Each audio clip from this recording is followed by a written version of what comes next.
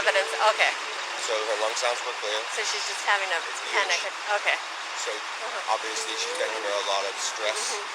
But that being said, would it be better for you to take her under your supervision? Is she more comfortable with you in your car?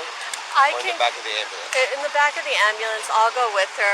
I have a driver for each one of these vehicles, and UCLA is expecting her on the clinic portion of it already. Yeah, I'll be with you. Back with you. Yeah. So if you could just be by her side because she seems most comfortable with you.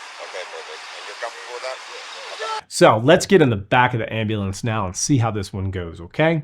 Now, this camera angle that you're seeing is the body cam of Sergeant Pelayo. Now, we have Lilly up in the ambulance and secured on the stretcher, and she is in Fowler's or semi-Fowler's position, meaning that she's basically sitting up and she is seatbelted and everything looks great.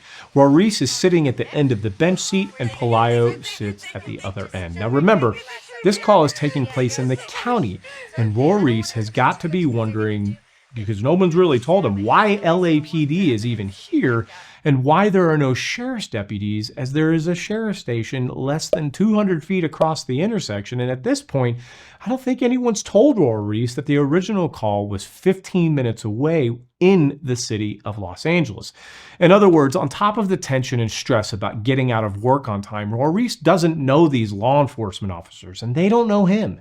The public doesn't see it very often, but in many EMS, fire, and law enforcement systems across the United States, things tend to get a little territorial sometimes. And right now, it might look like LAPD is kind of venturing out of their territory.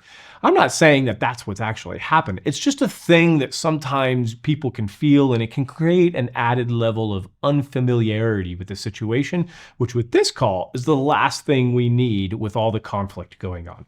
Now, as you can see, Lilly's safe spot is 100% with Pelayo. Now, the firefighter paramedic comes into the ambulance and continues a bit with his assessment, and he takes a blood pressure and a heart